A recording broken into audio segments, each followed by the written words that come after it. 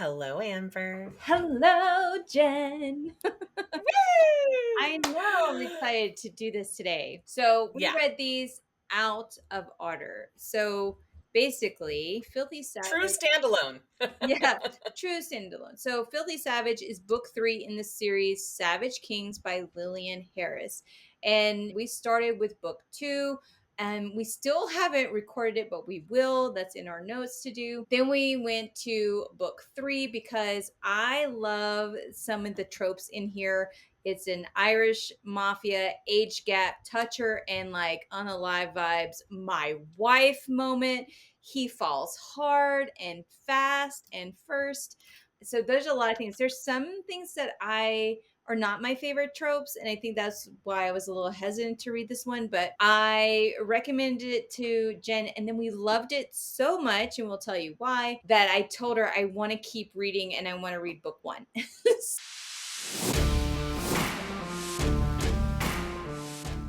Welcome to Morally Gray Babes. We're your hosts, Jen and Amber, two unapologetic book addicts diving deep into the steamiest reads, hottest book boyfriends, and those spicy moments that make you blush. Amber here, and we're not just here to talk plot twists and character arcs. We're breaking down everything from our favorite quotes to the spice levels that really bring the heat. Expect a lot of laughs, a little cussing, and some seriously hot takes. Whether we're gushing over fictional men or dishing out the truth on what books deserve the hype, nothing is off limits. So buckle up, Buttercup, and get ready for real, raw, and totally unfiltered book talk. Because we're the book besties you didn't know you needed.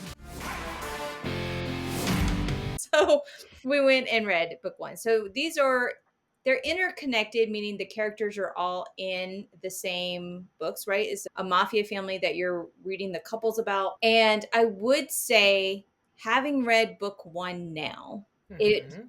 is probably best to read in order. You don't have to. No, it brought to light Certain characters, yes, the history. personalities and certain characters, and it was enjoyable because we had already read it. I was like, "Oh, I would have loved to know that going into this book." Well, But it literally was not necessary. exactly. You don't have to.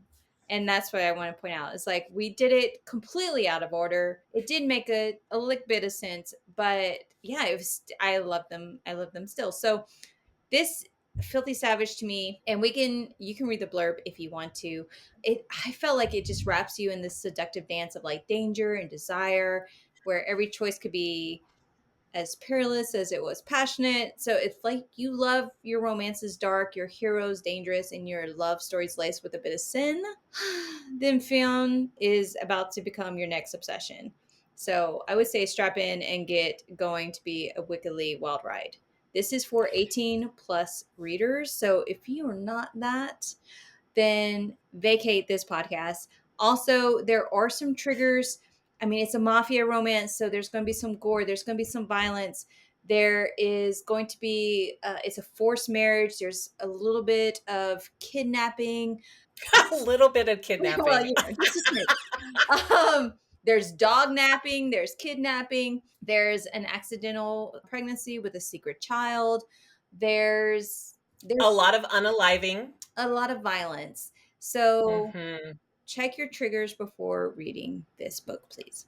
For sure. If you're a fan of dark, obsessive love stories set in the gritty underworld of mafia romance, then Filthy Savage is a must read. She's also a favorite author of ours. So Lillian Harris, if you're listening to this or someone shared it with you, we would love to get you on the podcast because we love your books. Just FYI. This third installment in the series delves deeper into the tempestuous relationship between Fionn and Amara, bringing a whirlwind of passion and pain as well as redemption. From the absolute start, the book grips you in the raw, desperate yearning between Fionn and Amara. Their separation is agonizing to read, and Harris masterfully captures the heartbreak of two souls destined to be together yet torn apart by circumstances. And in this tension, let me tell you, the sexual tension is so good. This obsession that makes their eventual connection so satisfying and so juicy. The characters are as compelling as they are flawed. This author is brilliant at writing. Fionn is morally black anti-hero who does terrible things in his role as enforcer in the Mafia, yet his obsessive and all-consuming love for Amara makes him impossible not to root for. I hate it but love it when an author makes me like somebody that I shouldn't like. This is that book. Amara, on the other hand, is thoughtful and lovable woman who's endured a hard, loveless life. Her resilience and quiet strength do shine through, and it's heartwarming to see her finally achieve the life that she's always dreamed of, even if it comes with challenges of reconciling Fionn's dark world with her own sense of morality. Harris also knows how to balance the light amidst the dark. It was so good. I liked this book a lot. And I'm going to say what irked me first, because I know nothing irked you about this book. And I'm going to say it in a way that doesn't give it away, if I can do that. So no spoilers. I felt, first, I absolutely loved their story. And we're going to talk about that in a minute. Absolutely loved it. If we're just talking about their story, yes. I was irked with, I think it was like maybe like the last third of the book. So like 70% into the book, maybe even 80% in the book. I think it was like 83% is when it started to really irk me. There was so much new information brought in that was. But it is the third book. Do you think that No, I just thought like there was so many little plot twists in her storyline at the 83% mark, and I thought it took away. One, I was like, there's not enough breadcrumbs to like really get us here. One, right? I felt like one thing just like, what the fuck? I remember reading like, what the fuck happened? Like how did we get to this connection? Like there could have been one or two sentences, I think, in the beginning to like get you there. So it wasn't. I would agree with that assessment. And I'm not going to say what it is because I don't want to spoil it for anybody. And then the other things like I could see got there, but it was so drastic of a turn. Like it was so drastic that I was like, okay, it took away from their story to me. It made me get like to have too many questions. Like, no, this doesn't. Well, I can see how she got there, and it took me out of reading, took me out of the story, and I didn't like that. However, it was the only things. I felt like there wasn't enough breadcrumbs to make the leap when something dramatic was released, and I thought it was too drastic of a plot twist, which was fine. Some people like that, but it was just like it got me out of the book, and I don't like that when I read. Yeah. That being said, fucking love Fionn and Amara. Ugh. I just called him Finn throughout the whole couple. book. Yeah, I just called him Finn. I loved how they met. I loved his first words that he utters in the book, or get your fucking hands off of her. That sudden, deep, growly voice of a stranger behind him causes me to jerk, my eyes expanding. Like that moment that he enters the book, and I think it's like chapter 2 or something, or chapter 1.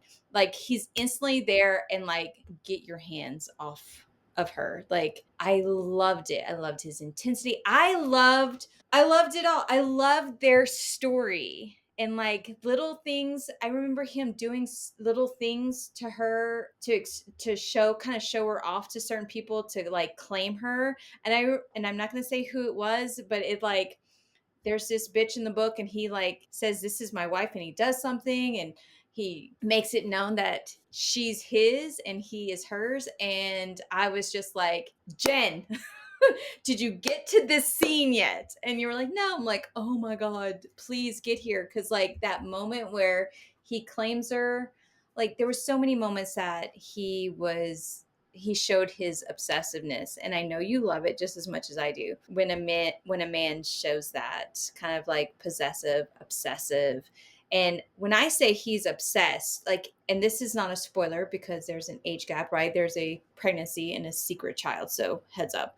But there's like a timeline, and there's this period of time where they only think about each other and they can't find each other. And the fact that, one, he's celibate during that time. And what he says, he doesn't fucking bite, but he was getting a blowjob. So I'm like, dude, you weren't that celibate. But like, he can't get her out of his head for like 5 years. For me, that Oh. if there was any irk in this book, it was the time. It felt like it was so long. Like I needed them loved together it. sooner. No, See? I loved it. I loved it. I want instant gratification. She's trying to get her shit together over here. I'm like dropping all the curse words, but she's like getting her shit together. She's like trying to like live her life. You know, she's in a bad situation. She's like working and raising a kid, and she's trying to be the best mom she has with her small village of people helping her. And so she's busy, right? And he's like doing his mafia enforcer thing, but he is so obsessed that he's constantly trying to find her.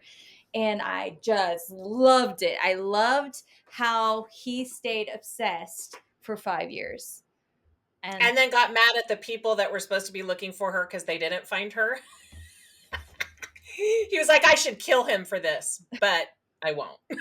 Yes. I also loved how there was a lot of people that were interconnected, right? Like they're interconnected through the series, yes, but in this book there was a lot of people that were newly introduced, but they all fit into the story, like this big story. But then at the end of the book, like around 83%, there's like new people. I'm like, who the hell is this person? Like out of nowhere. And so that irks me when there's too many people that I have to like write a post-it and like, okay, so and so.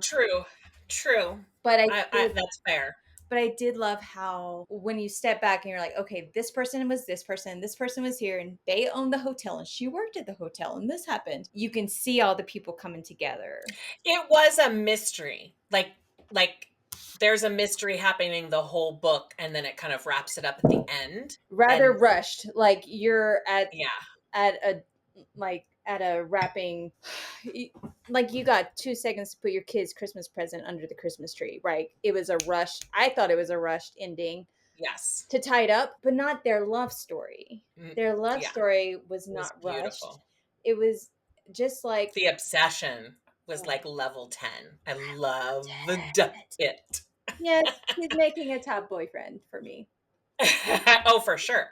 All right, so do you want to go to quotes? Yes, and I think I wrote 1, 2, 3, 4, 5, 6, 7, 8, 9, 10 quotes. And then I realized I was only 20% into the book. And then I just stopped because I was like, this is just not fair. Like I am And a lot of the quotes from the end of the book would give it away. So I think I did kind of the same thing. I think I've got 8 quotes. Yeah, but they were just like that. But I highlighted, this is the most I highlighted of a book. And it was only because, well, one, I love the internal dialogue. I think that's a big thing for me, is how snarky and comical people are in their heads, because I like to think I'm snarky and comical in my head. At least I think it's your head. It's my head. Are. So.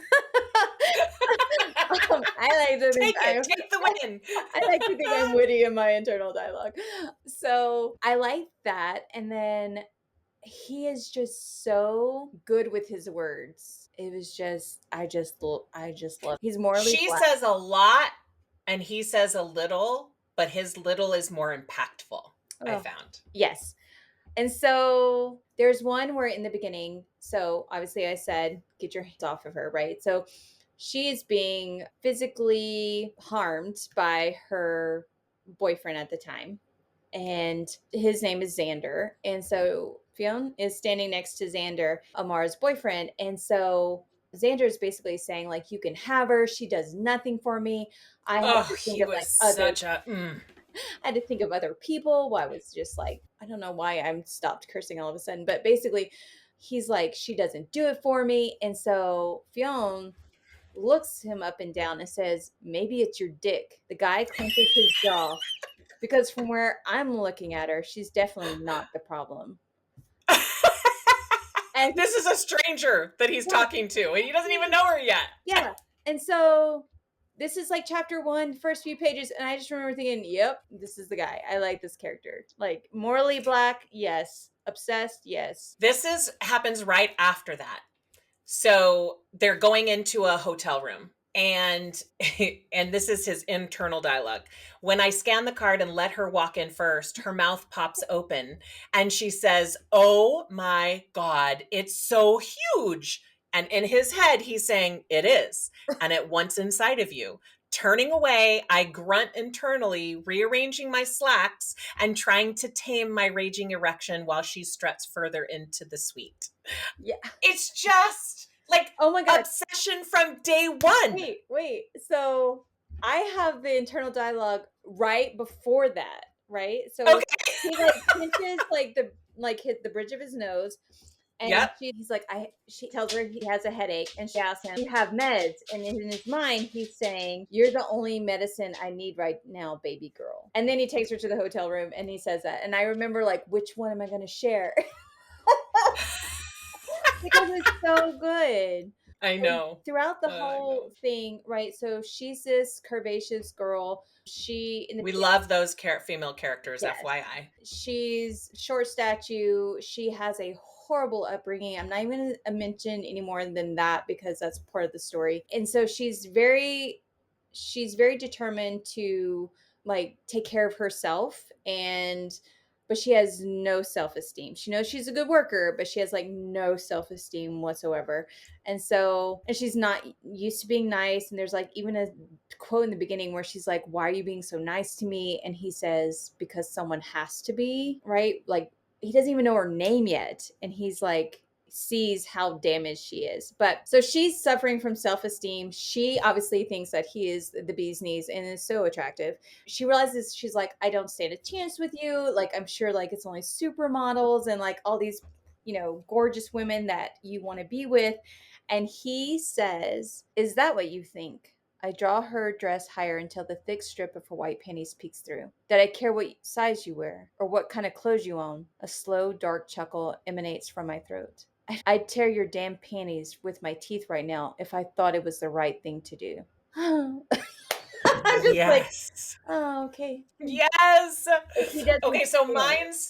mine's before that one. And again, this is his inner dialogue and then I'm quoting her. And this to me was a perfect quote to share how she felt at that time. And I shared how he felt. Exactly.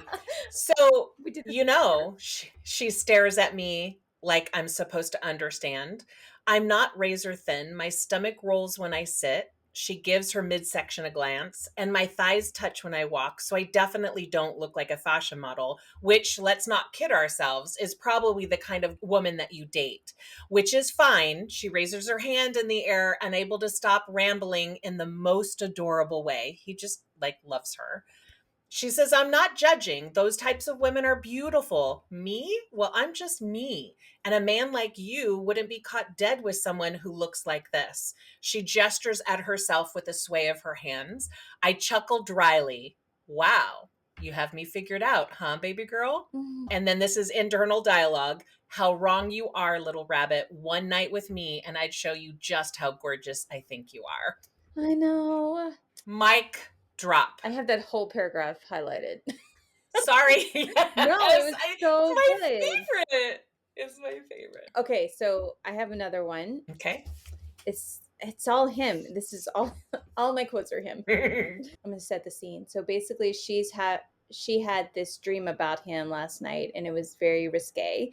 And she is blushing because she's not experienced, right? And so not as experienced as he is. So she is telling him that she had this dream, and she's like blushing. And so he says to her, "What was I doing to you, little rabbit?" I advance closer. Her chest grows flushed. So perfect. "Were you bent over gripping the sheets while I took you roughly from behind?" I advance another step, and she backs into the headboard, body trembling with each ragged inhale. "Maybe you were riding me, using my body how you like it. Is that it?" She nods, and my control instantly vanishes. Fuck it. In a flash, I'm on her, grabbing her jaw, kissing her with everything I have. And I just wanted to share that quote because I don't know who else in this world loves it as much as I do, but when they have that fuck it moment and they just like all their control just like vanishes. That is like chef's kiss to me. I have goosebumps all over my arms. It is the perfect book moment with a book boyfriend. And this is like in the very beginning, right? So we're not going to share a lot of quotes in the end because it gives a lot away, but this just gives you an idea of like him, because I think he's so good. And so they have to attend a wedding together, and he says he has a dress for her, right? And she goes and she sees it. And it's in her internal dialogue. She says, Oscar de la Renta, each one 20 grand. 20. Oh my God. Now I know what Cinderella felt like, except I don't have a fairy godmother. He's more of a rich, sexy godfather. I know. I don't remember that one. That was good. I just remember I was like, heck yeah. I was like, I want a rich, sexy godfather, but I just thought it was really good because it shows like he doesn't even know her name at this point, doesn't know anything about her, just knows that she has a horrible now ex-boyfriend, and he already wants to take care of her. He invited her to go to this wedding with him as his plus one, like within minutes of meeting, and he's already spoiling her because he doesn't want her to show up feeling less than. And I Yeah, just love like, that scene. And so that's why I shared the quote, because it's like he's already taken care of her and he doesn't even know her name. so this one is internal dialogue completely, and to me it shows like where he's at in that moment, and I think why he's drawn to her. I mean, not why he's drawn to her, but like this is the time. Being an enforcer for the mob means women are always throwing themselves at me or running the other way. But what I truly want is someone to come home to. Sex is sometimes the loneliest thing when there's nothing tangible to hold on to after it's all over. Fuck. If I admitted that to my brothers, I think they'd have me examined. But being 31 now, I realized I'm sick of the games and the clubs. I crave stability. Fionn. Timing. Timing. Yes. And then I have like two more. So as she starts to walk past me, I snatch her wrist, pulling her flesh against my side while staring deeply at her, unable to let go. You make me feel things I never knew I wanted. Her eyes flicker with emotions, lips fluttering as though wanting to tell me that this is wrong, that we're wrong. Let me love you. My thumb skims across her jaw, pulse quickening. It's just like, Heart eyes. let me love you. I just thought was like, like this. And this scene is like, yeah, I'm not going to give away the scene. It's just, it shows how much invested he is in her. And as you said, like, she has to deal with him being an enforcer with her own morality. She has a lot of demons she has to go through. She also has a child that she's trying to protect. So she has a lot of shit she has to work through. And through it all, he is just like, let me love you. All right. I just have one more because I deleted the others because I think they kind of gave away too much. Okay. He stalks closer, and the nearer he gets, the more my heart beats faster. When his powerful body meets my soft one, he pushes me up against the elevator wall until I can't so much as move. His nostrils flare, and he peers down at me, and my stomach clenches. If a look could spell danger and primal need, this would be it. Like he wants to devour me right here, right now. A craving so deep, I feel it rattling in my bones. I swear, if he doesn't kiss me, if he doesn't do anything, I may be the one who will kill him. I love it. Oh, it's good to hear her internal dialogue. Yeah. Because I'm going to end with his. Because, girl, I said I highlighted most of his. So this is him. Until all I known is her. Until all I want and need is to protect her and spend my lifetime loving her. It's in this moment I know for certain that I do. That I fell in love with her that night almost 5 years ago. And now I finally get to show her just how much that is. One night stand turned into love. And I'm gonna be honest. I'm married, so I don't have to knock on wood, but never had a one night stand. I did, and he's my husband. Yay! Again, one night stand turning into I'm just saying, love. that was my first and only, and I'm married for 20 something years. So there you go. I think I chickened out on a one night stand. Like I went to the guy's house and then like while he was, I don't know, setting the scene, I guess, I like bolted. Ditched. I so ditched. And it was not even like a cool ditch, right? Like it's like I had a walk. Like I ditched and walked like miles, like so walk of shame, but not shame because like I didn't do anything, right? I stopped it from happening. I'm so grateful because like that was a horrible. I shouldn't even say anything about him because he's probably a decent guy and lovely. No names, so don't worry about it. So anyway, I remember being like, oh my God, how did I get here? Like, how am I here? And he was like, he went to go set the scene, like I said. And so I like grabbed my shoes, which were like heels, platform heels, because and I like take off and I ran.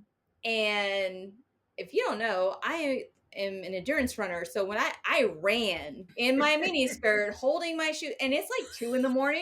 and I just remember like, and I'm sober in a mini skirt with platform shoes running. And I just remember hearing my grandma say, never put yourself in a situation that you can't get out of. Like you can't see an exit. Right. And it was in that moment, I always said, I'm going to drive my ass anywhere I go. I will always have an exit vehicle. And I've always had. That's smart. But anyway. Words of wisdom, folks. Always have an exit strategy. Thank you, girl math. But this was a one night stand. And here's the thing.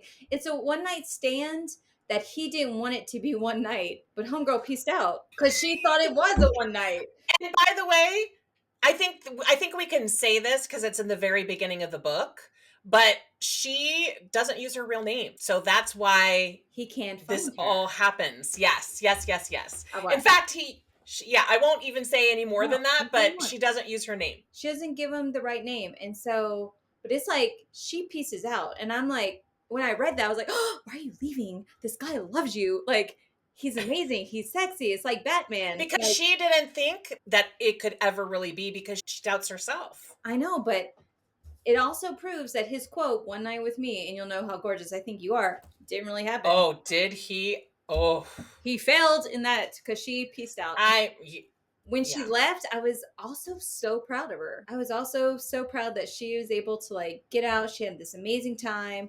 I would have taken the dresses. I would have taken the dresses. Or the shoes. I'd probably taken the shoes. Sell that shit on eBay. She was down on cash. I'm just saying that she could. But she didn't. She just took her own stuff and she like headed out. And I was just like, one, I was proud of her. And then two, I thought about that quote and he's like, one night with me. I'm like, didn't work. But anyway. What's your spice level for this?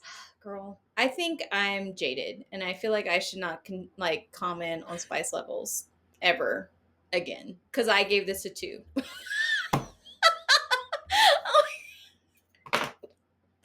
There's something wrong. Okay, I gave it a 4. I know.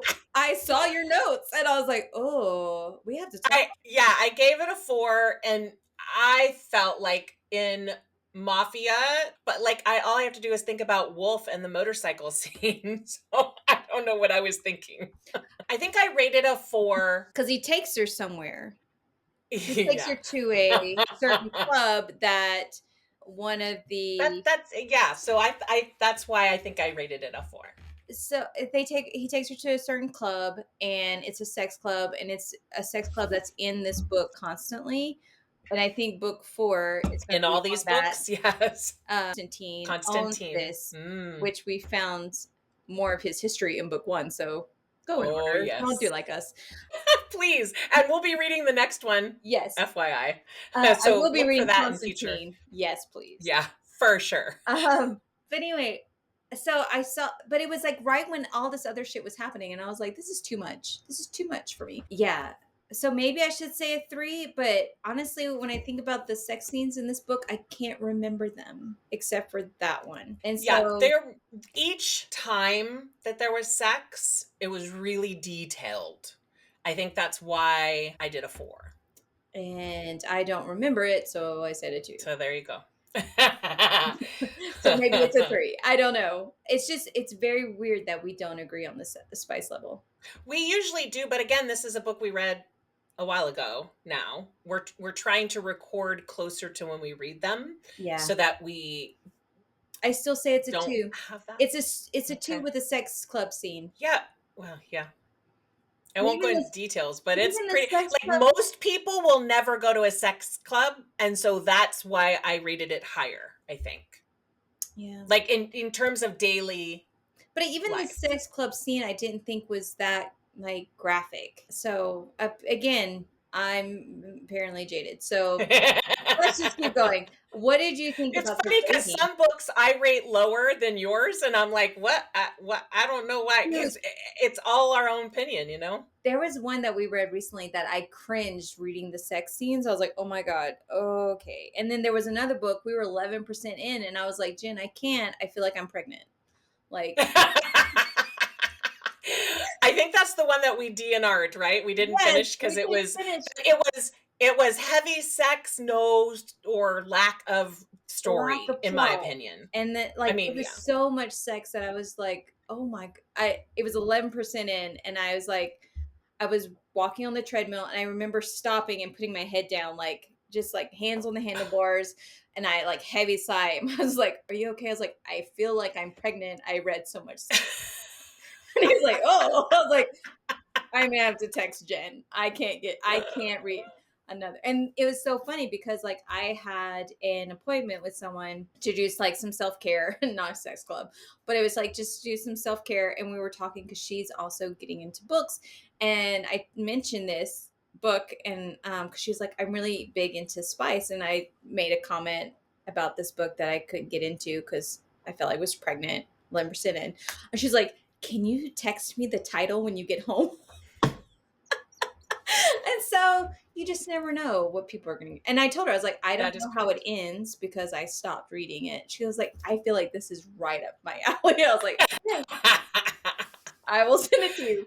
So you just never know. Yeah. How would you rate the book? Well, this book I feel like isn't for the faint of heart, right? It's raw, it's emotional, lots of baggage, painful, Morally but black.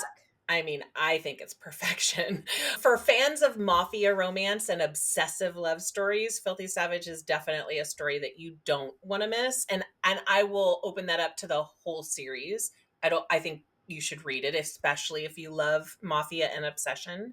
I gave it a 5. I love this book. I keep thinking about it. I recommended it to 4 other people to read, which is kind of my barometer of a 5, is if I love it so much, I talk about it to everyone. I feel like the only person I talk about books with is you. And I feel kind of jealous right now that you have other people in your life you talk about books. So if you're leading a morally gray book bestie, reach out to Amber on Instagram. I need more people to talk about books. Jen has enough people in her life. I have no one. So it makes me a little jealous. Okay, let's keep going. So, like I said, I thoroughly enjoyed Amara's and Fion's. Fion. I called him Finn. Maybe I'm not even saying it correctly, but whatever. That's Finn what it was in my head. In my head, I called him Finn because I couldn't pronounce it. I loved how the one night stand followed by the surprise pregnancy, no names mentioned. Then years later, bam, right? I loved his devotion and obsession for her and also his family. Again, those last it's like 17% of the book. It just felt off for me. The family betrayal, the frenemy mixed in with the sex club scene, and then the parents, like everything was just whipped up into it was a hot mess of twists and turns. And honestly, I felt like every chapter was like, huh, what is happening? What is happening? And I see how we got there. There was one I don't see how we got there, but I see how overall 99% we got there. But I felt like it was a little rushed. Like I mentioned, I felt like there weren't enough breadcrumbs to help me get to one thing. And the thing is like there may have been breadcrumbs and I just didn't read them because I'm a speed reader and maybe I glanced over it and maybe they were there and I'm bashing it because I didn't pick up on it. And that's also possible. I thought their story was a 4. Overall book, I thought it was the 3-ish. I know you said it was a 5. I was like, it's a 3, and which is a shame because I loved the main characters. I love them. I love their story. I would say it's a 4. Would I recommend this one? I would recommend the series as a whole. I loved him as a book boyfriend, as a book daddy, right? Well, because he is a daddy now. So I loved him and I liked her. I liked how she stand her own. I understood the self esteem and self confidence issues, especially after having a kid. Like, I get it. Yeah, but again, I don't have book besties besides you, Jen, that I recommended this to. So These are like people that I'm talking to about the podcast. Like, they're people on Instagram, they're clients of mine. Like, it's not just all I like how friends. you're Like, backpedaling. I like how you're backpedaling. I recommended it to 4 people, legit, but it's not like I had 4 book besties, right? That's not the case. I'm just You're my saying. only book bestie, Amber. My You're ego it. is hurt. I'm just joking. But yeah, I'm glad that we agreed that this was a really great book. I love that you thought it was a 5 and you had no issues with the ending. I mean, it was a real fast ending. I completely agree with that. And I agree with the introducing people that we didn't know that like suddenly are there, that like at the end of the book, I'm kind of like, I could have skipped it. So that part I get, but it was such a good story. And Theon and his obsession was so amazing that I completely ignored that. Dude, his yeah, you ignored it. Got it. Ignored it because you love the main character so much. Thanks for tuning in, babes. If you loved hanging out with us today, please don't forget to check the show notes for all the juicy details and all the links. And don't forget to subscribe while you're there. You can also discover your next book boyfriend with our epic quiz, which is linked in our show notes. And of course, follow us for more spicy reads, hot takes, and unfiltered fun. If you're looking for a book bestie, always reach out to Amber. You can reach out to Jen too. No, she has enough. We're going to start a book club and then y'all will all fall in love with Jen because she's amazing. Vice versa. Anyway, until next time, stay morally gray. Bye.